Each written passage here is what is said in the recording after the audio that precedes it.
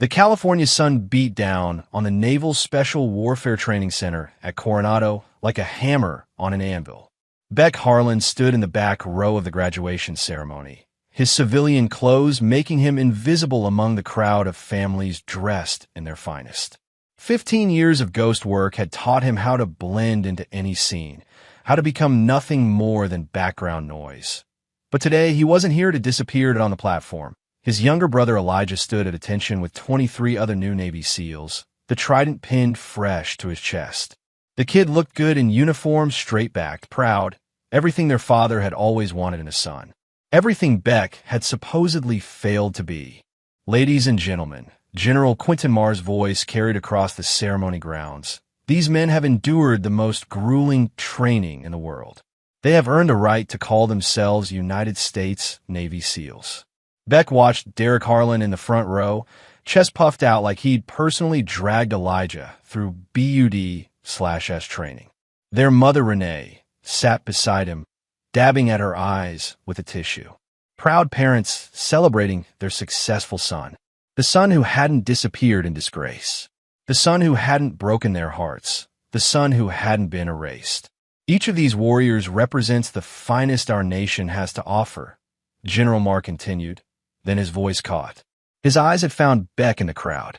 The general's face went pale. They represent, Maher's words died. The silence stretched like a wire about to snap. Colonel, Maher whispered into the microphone, the word carrying across the stunned crowd. You're here. Every head turned. Beck felt the weight of 1,000 stares, but his eyes were locked on his father's face. Derek Harlan had gone rigid in his seat, his mouth hanging open. The man who had spent 15 years telling anyone who would listen that his older son was a coward, a dropout, a disgrace to the family name. The man who had made Beck's name forbidden in the Harlan household. Elijah broke formation, his head snapping toward the crowd. When his eyes found Beck, confusion and something darker flickered across his face. Beck had expected that. His little brother had grown up believing he was dead, or worse, that he had run away like a coward. Beck! Renee's voice cracked across the ceremony grounds. Derek stood on shaking legs. That's not possible. But Beck said nothing. He turned and walked away, leaving his family and their questions behind. Just like he'd done 15 years ago. Just like he'd been trained to do. Some ghosts were better left buried. The Harlan family home in Ridgeview, Montana, hadn't changed much. Same weathered fence posts. Same gravel driveway that crunched under Beck's boots as he approached the front porch. Same American flag hanging limp in the still air that he'd come here first before the ceremony. Old habits always scout the terrain before engaging the enemy. The front door opened before he could knock. Renee Harlan stood there, 15 years older but still recognizable. Her hair had gone gray at the temples, and new lines mapped the worry that had aged her. My God, she whispered. Beck. Hello, Mom. She reached toward him, then stopped herself. We thought. Derek said you were dead? Missing? Disgraced. Beck stepped past her into the living room. Which story was he telling this week? The house felt smaller than he remembered. The mantelpiece that had once held his high school football trophies now displayed only Elijah's achievements. Academic awards, military commendations, photos from boot camp. The shrine to the son who hadn't failed them. Where have you been? Renee's voice shook. 19 years old, and you just disappeared. The Navy said you'd been expelled, that there was some kind of incident. The Navy said what they were told to say. Then tell me the truth. Beck turned to face her. She looked so small, so fragile. Telling her the truth would break her. Telling her that her husband had sold out his own son to protect his reputation. That Beck had spent 15 years in the shadow world, doing things that would give her nightmares. That he'd come home to destroy the family all over again. I can't. The door slammed open. Elijah stood there, still in his dress blues, his face flushed with anger and confusion. What the hell is this? Beck studied his brother. The last time he'd seen Elijah, the kid had been 8 years old, all gap-toothed grins and hero worship. Now he was 23, built like a boxer, and looking at Beck like he'd rather put him through the wall than talk to him. Hello, little brother. Don't. Elijah stepped into the room, fists clenched. Don't call me that. You don't get to call me that. Fair enough. Where the hell have you been? Do you have any idea what you did to this family? Sir, Elijah jerked his head toward their mother. Dad hasn't spoken your name in 15 years. We had a funeral, Beck. We buried an empty coffin because we thought you were dead. Beck felt something twist his chest, but he kept his face neutral. Seems like everyone moved on just fine. Moved on. Elijah laughed, but there was no humor in it. You think this is moving on? Mom cried herself to sleep for 2 years. Dad turned into a ghost. I grew up thinking my big brother was either dead or too much of a coward to come home. And which did you decide on? Elijah's face darkened. After today, after that general called you colonel, I don't know what the hell to think. Beck looked around the room again. No photos of him. No mention of his existence. As if he'd been surgically removed from the family history. Maybe it's better if you keep thinking I'm dead. Beck, please. Renee stepped between them. Just tell us where you've been. What happened at the Naval Academy? Why did you leave? Before Beck could answer, they heard a truck rumbling up the driveway. Derek was home that Elijah's jaw tightened. He doesn't know you're here. He will in about 30 seconds. The front door opened and Derek Harlan walked in, still wearing his best suit from the ceremony. Former Army Ranger, built like a tank even at 58. The man who had taught Beck how to field strip a rifle, how to read terrain, how to never give up. The man who had given up on his son the moment it became inconvenient to support him. Derek froze when he saw Beck. For a long moment, neither man moved. Then Derek's face went hard, the way it used to when he was about to deliver punishment. Get out of my house. Derek. Renee started. I said get out. Derek's voice carried the authority of a man who'd spent decades giving orders and having them obeyed. You're not welcome here. Beck felt the familiar calm settle over him. The same calm that had carried him through firefights in places that didn't exist on any map. 15 years, and that's all you got to say to me? You made your choice. Live with it. Did I? Or did you make it for me? Something flickered in Derek's eyes. Fear. I don't know what you're talking about. Sure you don't. Elijah looked between them, confusion written across his face. What's going on here? What aren't you telling me? Derek stepped closer to Beck, his voice dropping low. Whatever games you're playing, whatever angle you're working, it ends now. You walk away and you don't come back. Or what? Or I'll finish what should have been finished 15 years ago. Beck smiled, and it wasn't a pleasant expression. Dad, you couldn't finish me when I was 19 and stupid. What makes you think you can finish me now? For a moment, Beck thought his father might actually take a swing at him. Part of him almost hoped he would. It would make what came next so much easier, but Derek stepped back. Get out. Now. Beck nodded and headed for the door. He paused at the threshold and looked back at Elijah. Your graduation was impressive. Stay sharp out there, little brother. You're going to need it. He left them standing there, another family gathering destroyed by his presence. Some things never changed, but some things were about to change forever. The meeting point was a diner outside San Diego, the kind of place where conversations disappeared into the noise of sizzling grease and clinking coffee cups. Beck sat in a corner booth, his back to the wall, watching the parking lot through the window. General Maher arrived exactly on time, still in uniform, but looking like he'd aged 10 years since the ceremony. He slid into the booth across from Beck, his movements careful, deliberate. Colonel Harlan. Maher's voice was quiet, respectful. It's been a long time. Not long enough. Beck sipped his coffee. It tasted like motor oil, but he'd had worse. You look surprised to see me today. Surprised isn't the word I'd use. Maher glanced around the diner, then leaned forward. What are you doing here, Beck? You're supposed to be dead? Missing? Whatever story the Pentagon is selling this week. Deep cover. Indefinitely. Beck set down his cup. Cover's blown. Has been for 6 months. Impossible. Your file is sealed so tight that even I can't access most of it. Files can be hacked. Seals can be broken. Beck met Maher's eyes. Someone's been digging into Project Lowborn. The color drained from Maher's face. That's not possible. Lowborn was shut down. Buried. Was it? Maher was quiet for a long moment. When he spoke again, his voice was barely above a whisper. What do you know? Beck reached into his jacket and pulled out a thin file folder. He slid across the table. Read it. Maher opened the folder, his eyes scanning the documents inside. Beck watched the general's face go from confusion to disbelief to horror. These financial records, these accounts, trace to 3 sources. 2 of them are in my brother's SEAL unit. That's not possible. These men have been vetted. By who?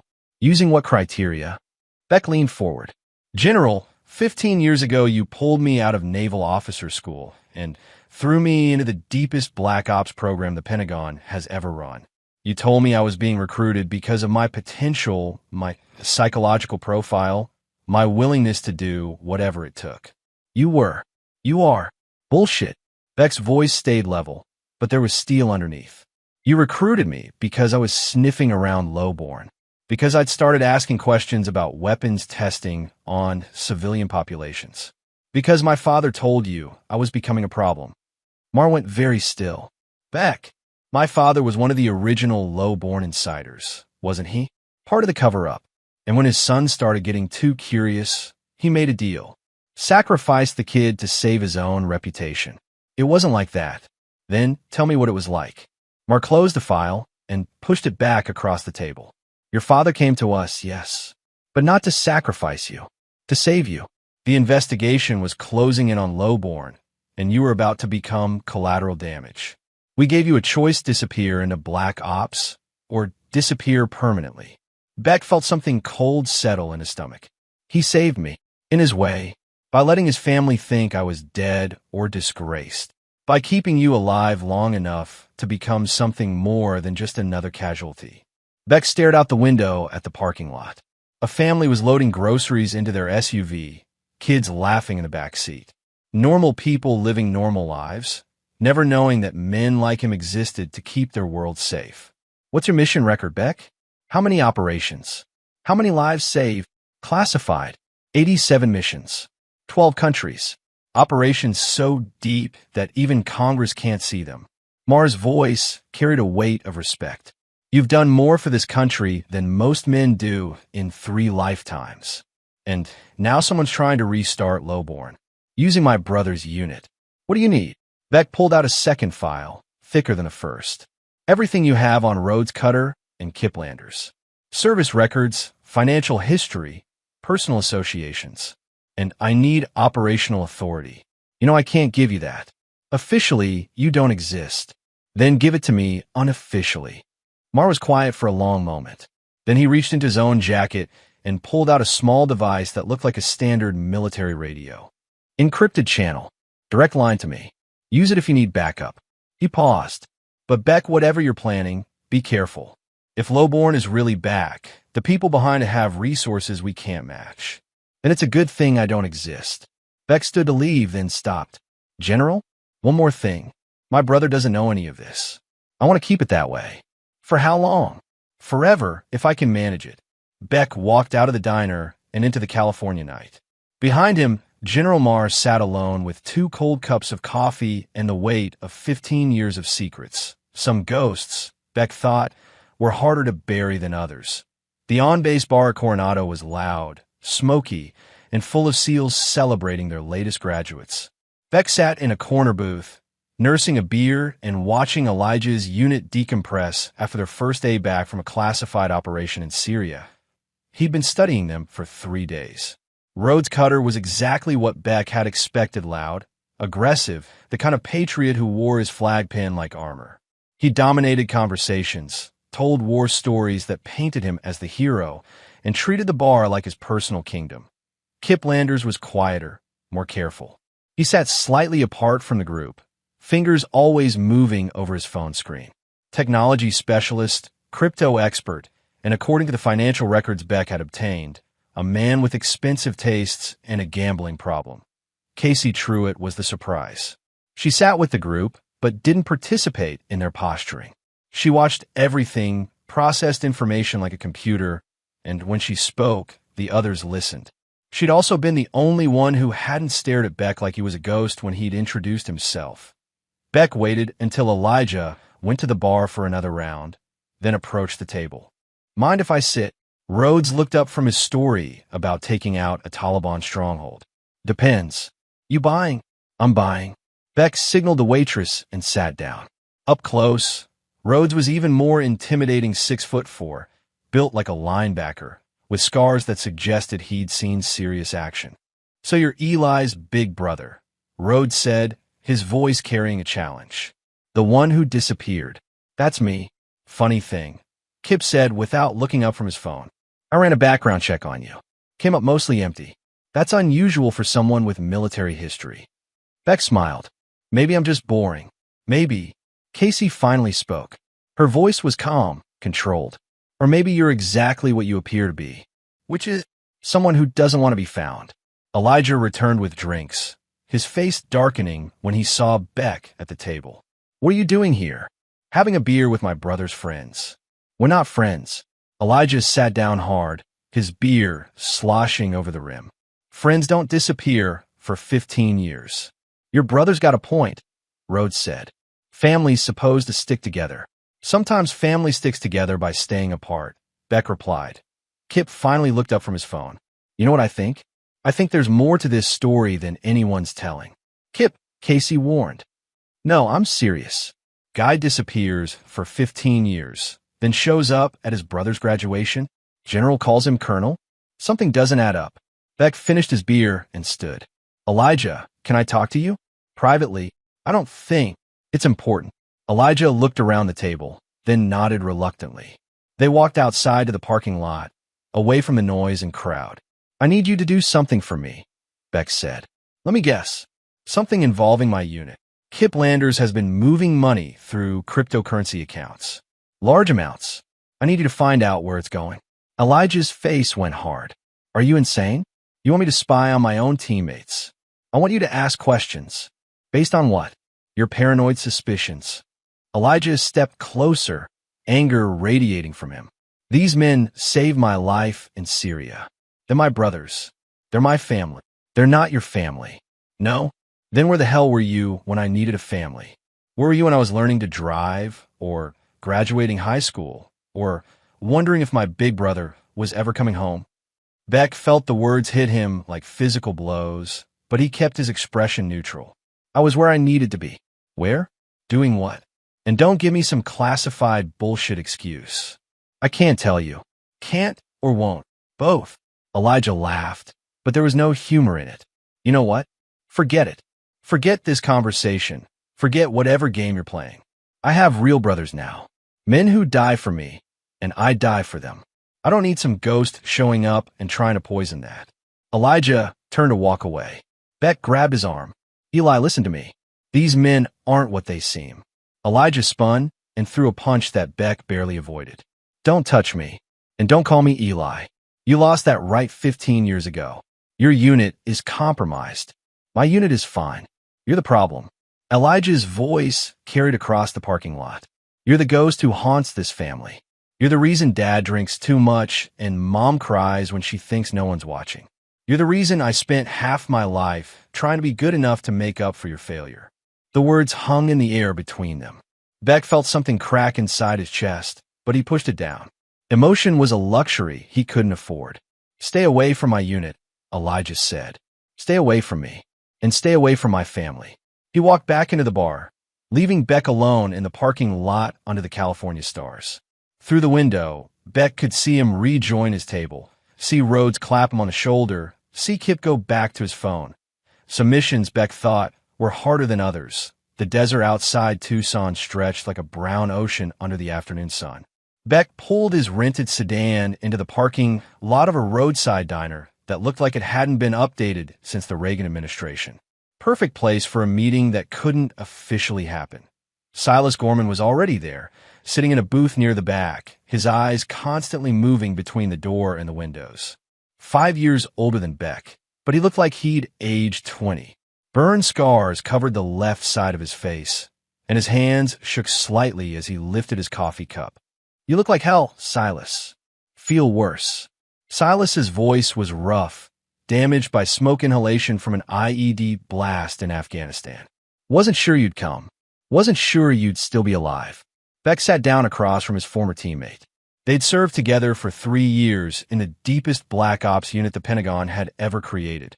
Officially, their unit didn't exist. Unofficially, they prevented 2 terrorist attacks on American soil and stopped a bioweapon from reaching the market. Then Silas had been burned, his cover blown, his identity compromised, his usefulness ended. Beckett thought he was dead. What happened to you? Same thing that'll happen to you if you keep digging into lowborn. Silas reached into his jacket and pulled out a thick envelope. That's everything I could get without getting killed. Financial records, shipping manifests, communication intercepts. Beck opened the envelope and scanned the documents. His blood went cold. These accounts, they're active. Lowborn never shut down. It went private. Military contractors, foreign buyers, people with money and no conscience. And someone in my brother's unit is feeding them information. Not just information. Test results. Silas leaned forward, his voice dropping to a whisper. They're testing on civilian populations again. Chemical weapons, biological agents, experimental drugs. Everything lowborn was supposed to have destroyed. Beck felt anger building in his chest like a pressure cooker. Where? Syria, Afghanistan, Yemen. Places where dead civilians don't make the news. Silas pointed to one of the documents. These shipping records show weapons-grade chemicals moving through a network of shell companies. The money trail leads back to accounts controlled by Kip Landers and Rhodes Cutter. How do you know all this? Because I've been tracking them for 2 years. Ever since they tried to kill me in Prague. Beck looked up from the documents. They tried to kill you. Car bomb. Would have worked too if I hadn't gotten paranoid and changed my route. Silas pulled up his shirt, revealing a massive scar across his abdomen. Shrapnel got me anyway. Spent 6 months in a hospital. Another year learning to walk again. Why didn't you contact me? Because I thought you were dead. Official records show you died in a training accident 3 years ago. Beck smiled grimly. Rumors of my death have been greatly exaggerated. Yeah, well, mine won't be if they find out I'm talking to you. Silas finished his coffee and stood. There's something else. Something that's going to hurt. Tell me, your father. He wasn't just part of the original lowborn cover-up. He's part of the new operation. These shell companies? They're run through his defense contracting business.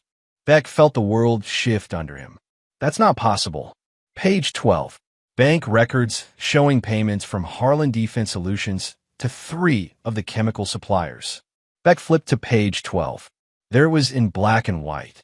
His father's signature on authorization forms. His father's company funding weapons that would be tested on innocent people. He sold you out 15 years ago to protect his reputation, Silas said. Now he's selling out his country to line his pockets. Beck stared at the documents, pieces of a puzzle falling into place. He knew I'd find out eventually. That's why he tried to get me to stay away. Beck, listen to me. These people have killed to protect this operation. They have resources, connections, money. If you go after them, they'll try to kill me. They'll succeed in killing you. And everyone you care about. Beck folded the documents and put them back in the envelope. Let them try. Don't be stupid. This isn't some terrorist cell in Afghanistan. These are Americans. Military personnel. Government contractors. They have legitimacy, cover stories, plausible deniability. They also have a weakness, which is... Beck stood and headed for the door. They think I'm dead. He left Silas sitting in the diner with a check and a worried expression. Outside, the desert heat hit him like a wall, but Beck barely noticed. His mind was already working, planning, calculating odds and angles. His father had betrayed him twice. His brother's unit was compromised. People were dying because of weapons that should never have existed. But Beck had spent 15 years learning how to be a ghost. Time to remind people why ghosts were dangerous. The remote SEAL training facility sat on 50 acres of scrubland an hour north of San Diego. Beck had been watching it for 2 days, learning the patterns, the schedules, the blind spots in the security camera. At 2,300 hours, Kip Landers arrived alone. Beck followed him through the facility's perimeter, staying in the shadows, moving like he'd been taught in a dozen different countries. Kip moved with purpose, heading toward the communications building where secure servers held classified operational data. Beck watched through night vision goggles as Kip bypassed the security system with the ease of someone who'd done it before. The man was good professional, careful, paranoid about leaving traces, but not paranoid enough. Beck waited until Kip was inside, then moved to the building's rear entrance. The lock was military-grade, But Beck had been breaking military-grade locks since before Kip learned to tie his shoes. Inside, the building was dark except for the glow from computer screens. Beck could hear Kip working in the main server room, the soft click of keys on keyboard. He crept closer, staying low, using the server towers for cover. Through a gap between servers, Beck could see Kip transferring files to an external drive. Classified mission reports, weapons specifications, personnel files. Everything someone would need to restart Project Lowborn. Beck moved closer, drawing his sidearm. Step away from the computer. Kip spun, his hand moving toward his own weapon. Who the hell? His eyes went wide when he recognized Beck. Oh shit. Keep your hands where I can see them. You don't understand what you're dealing with here. Enlighten me. Kip's eyes darted toward the door, calculating distances. This is bigger than you think. Bigger than both of us. The external drive. Slide it across the floor. Kip hesitated, then reached for the drive. Beck saw the movement a second too late. Kip wasn't reaching for the drive. He was reaching for a backup weapon taped under the desk. Beck dove left as Kip's shot sparked off the server tower behind him. He rolled, came up firing, but Kip was already moving, using the servers for cover. Rhodes, Kip shouted into a radio. We got a problem. Footsteps thundered outside the building. Backup was coming. Beck grabbed the external drive and headed for the rear exit, but Rhodes' cutter burst through the front door, assault rifle ready. Well, Rhodes said, his voice carrying across the server room. If it isn't the ghost, brother. Beck stayed behind cover, counting angles and exits. Hello, Rhodes. You know, I was wondering when you'd show up. Kip said someone was sniffing around our operation. What operation would that be? Rhodes laughed. Come on, Colonel. We both know why you're here. Question is, what are you going to do about it? Beck heard more footsteps outside. 3 men, maybe 4. Too many for a straight fight. Depends on what you're offering. I'm offering you a chance to walk away. Forget what you saw here, forget what you think you know, and disappear back into whatever hole you crawled out of. And if I don't, then we kill you. And we kill your brother. And we kill anyone else who gets curious. Beck felt cold fury wash over him. You threaten my brother? I don't make threats. I make promises. Beck pulled a flashbang grenade from his belt and tossed it into the main aisle between the servers. The explosion was deafening in the enclosed space, the flash bright enough to overload night vision equipment. In the chaos that followed, Beck moved. He fired twice, heard someone scream, kept moving toward the rear exit. Returned fire-shattered computer monitors and sparked off metal server cases. He reached the door, but Rhodes was there first, bleeding from a head wound but still dangerous. They collided in the doorway, Rhodes's rifle clattering away as they went down in a tangle of arms and legs. Rhodes was bigger, stronger, but Beck had 15 years of close-quarters combat training. He broke Rhodes's nose with a headbutt, drove his knee into the man's ribs, rolled away as Rhodes tried to grab him. You're making a mistake, Rhodes gasped, blood running down his face. I made worse. Beck heard sirens in the distance. Someone had called in the explosions. Time to go. He ran into the desert, leaving Rhodes and his team behind with their damaged equipment and compromised operation. By the time base security arrived, Beck was already 2 miles away, heading for his extraction point. Behind him, the communications building burned, $15 million of equipment reduced to scrap metal and smoke. But Beck had what he'd come for: the external drive, and proof that his brother's unit was dirty. The hard part would be convincing Elijah before it was too late.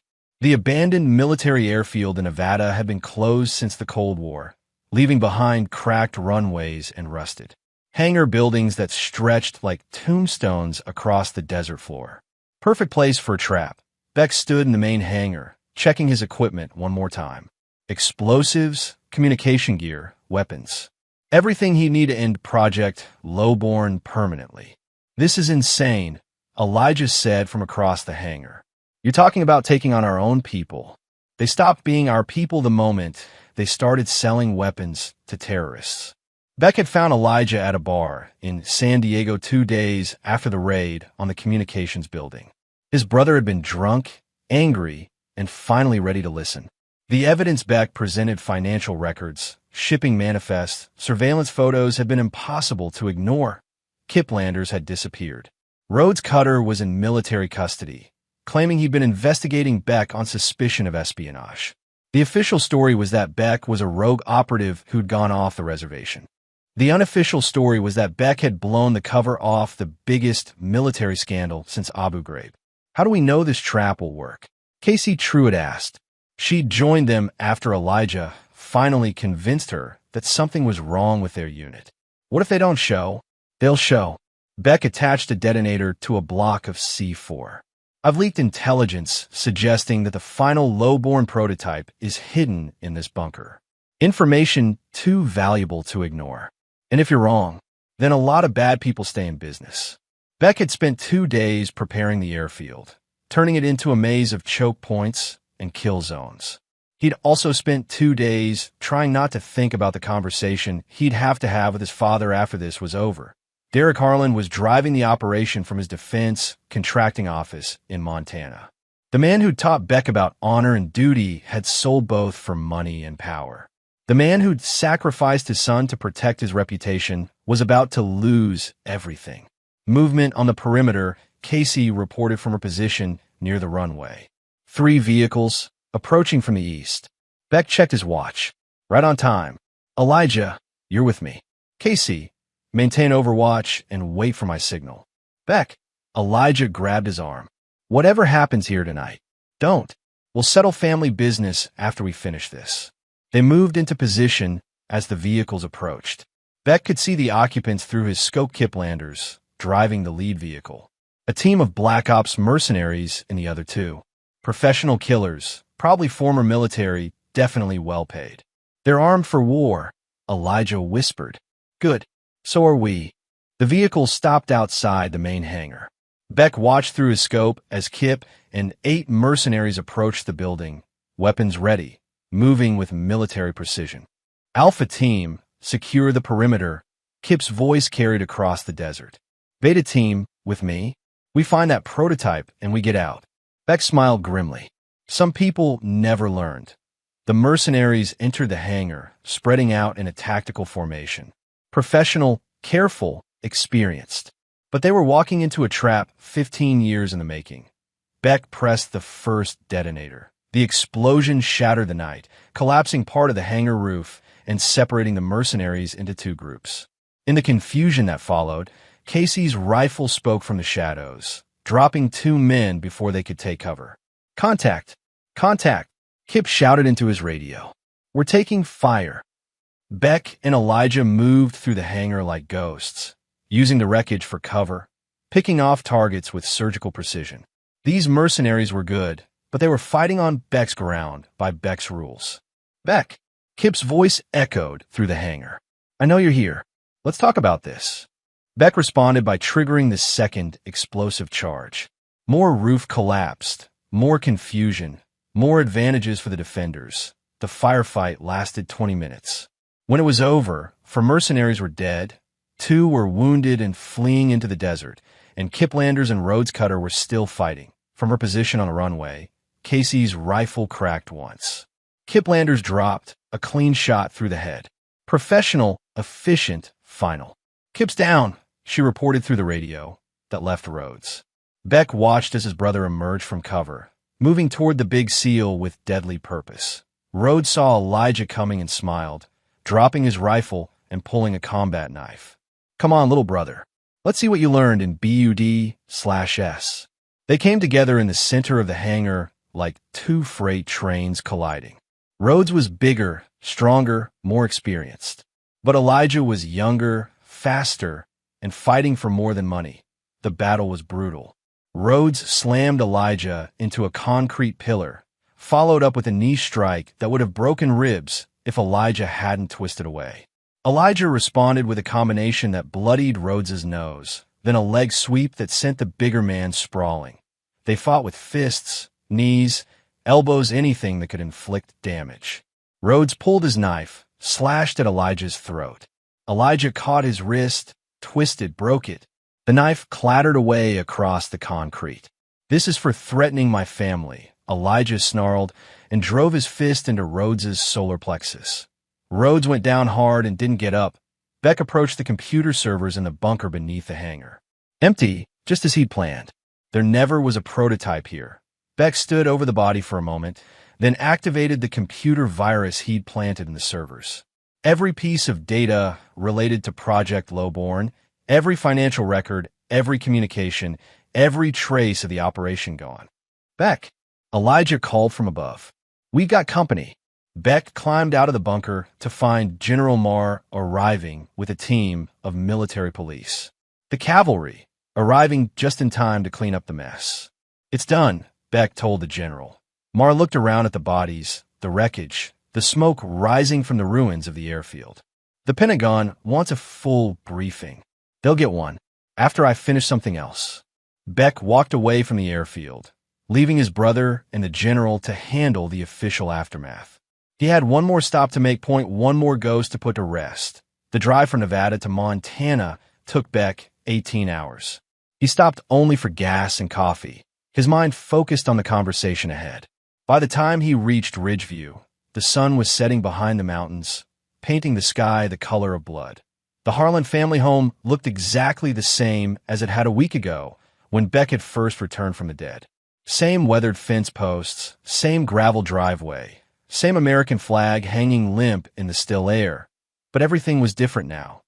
Beck parked his truck and walked to the garage. He could hear someone working inside, the familiar sound of tools on metal, the soft curse words of a man trying to fix something that couldn't be fixed. Derek Harlan was under the hood of his pickup truck, a half-empty bottle of whiskey sitting on the workbench nearby. He looked up when Beck's shadow fell across the doorway.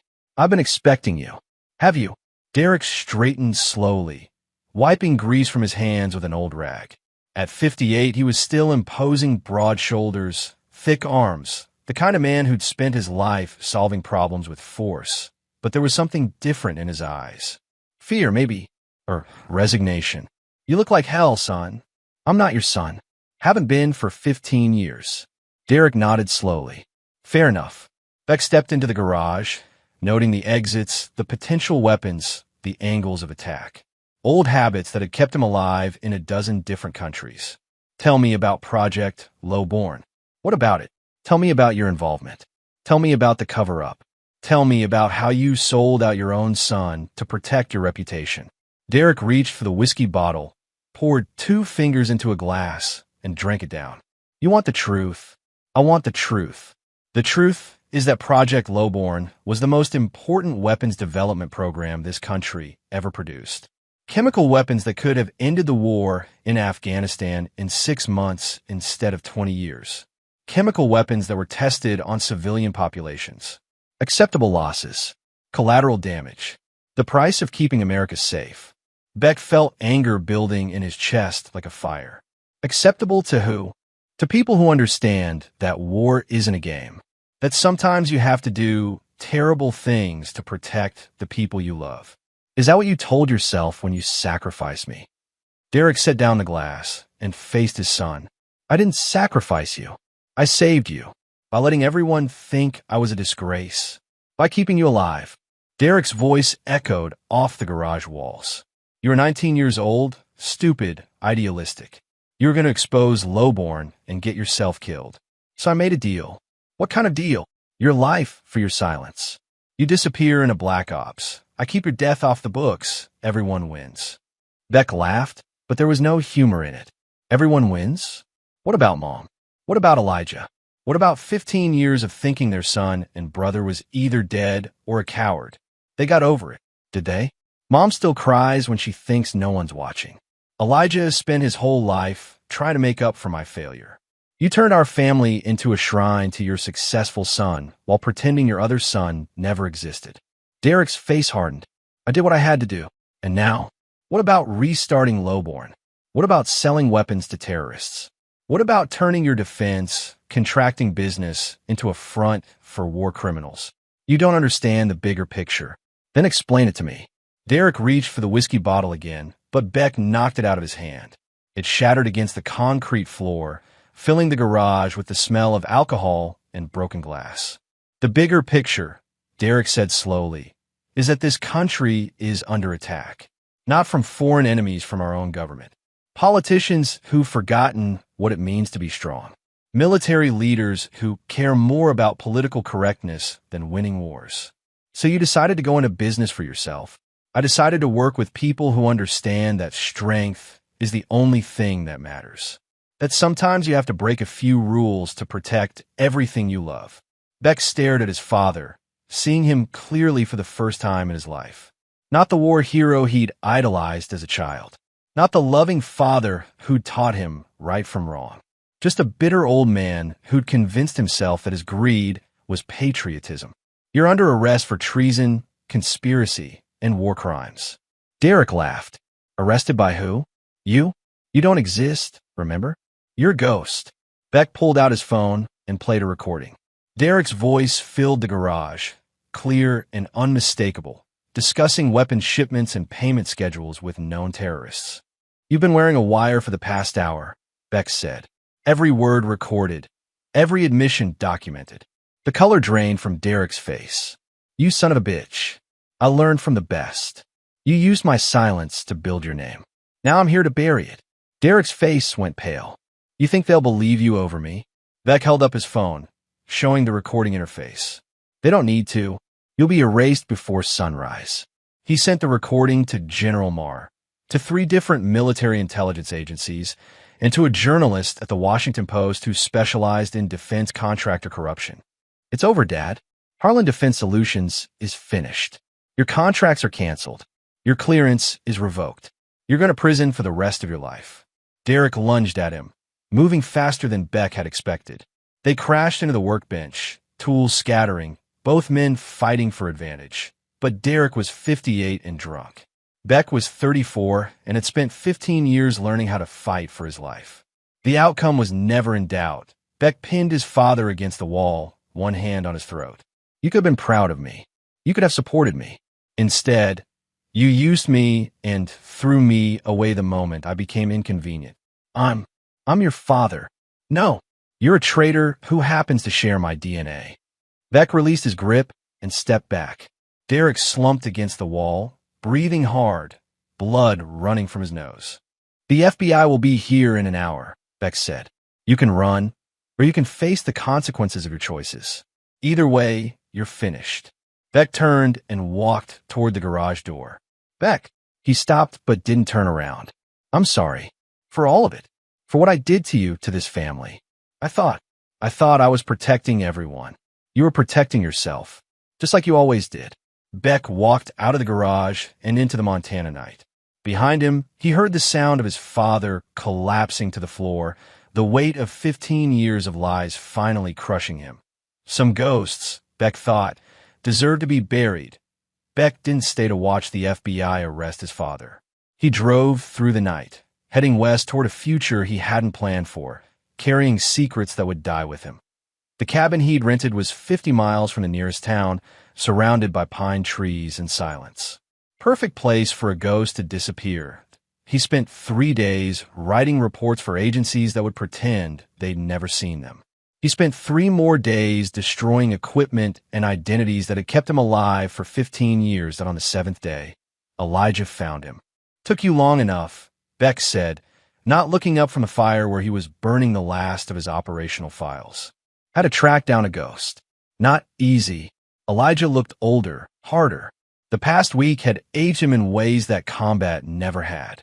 Learning that your commanding officers were war criminals, that your father was a traitor, that your brother was a legend, it changed a man. How did you find me? Casey ran your license plate. Amazing what you can do with government databases and a security clearance. Beck fed another file to the flames. What do you want? Answers.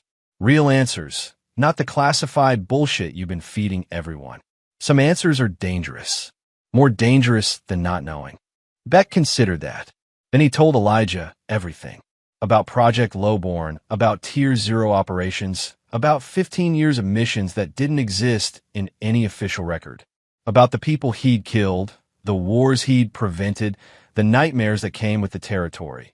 When he finished, Elijah was quiet for a long time. 87 missions, give or take. How many people did you kill? Enough.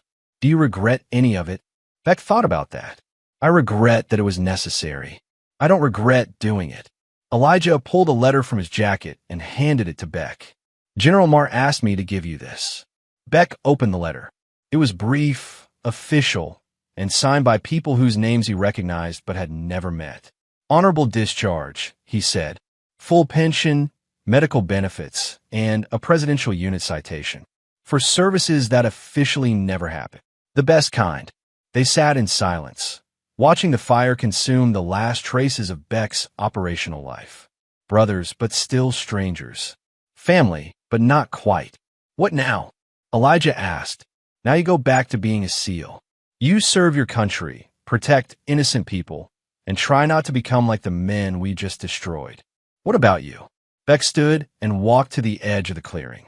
In the distance, he could see mountains rising against the sky, wild country where a man could disappear if he wanted to. "I'm going to learn how to live without being a ghost." Elijah joined him at the edge of the clearing. "Dad's going to prison. 25 to life." "Good. Mom's asking about you. She wants to know if you're coming home." Beck was quiet for a long time. Then he pulled a small device from his pocket, a kill switch he'd told General Maher. A way to shut down any attempt to restart Project Lowborn. What he hadn't told the general was that he'd built more than a kill switch. He'd built a resurrection protocol, the ability to reactivate the technology if it was ever needed to protect American lives. Some secrets were too dangerous to share. Some weapons were too important to destroy completely. "Tell Mom I'm exactly where I need to be." Elijah nodded. They both understood that some distances couldn't be crossed, some wounds couldn't be healed. "If you ever need anything, I'll know where to find you." Elijah walked back to his truck, leaving Beck alone with the fire and the mountains and the weight of 15 years of choices. He watched his brother drive away, then pulled out the small device from his pocket, the kill switch he'd shown General Maher. What he hadn't told the general was that he'd built more than a kill switch. He'd built a resurrection protocol, the ability to reactivate the technology if it was ever needed to protect American lives. Beck looked out at the mountains rising against the darkening sky, his finger tracing the device's surface. Some secrets were too dangerous to share. Some weapons were too important to destroy completely. "In case they try again," he said quietly to the empty air. "I'll be waiting." In the distance, the sun was setting behind the mountains, painting the sky with colors that reminded Beck of blood instead of hope. Some ghosts, he thought, never truly disappeared.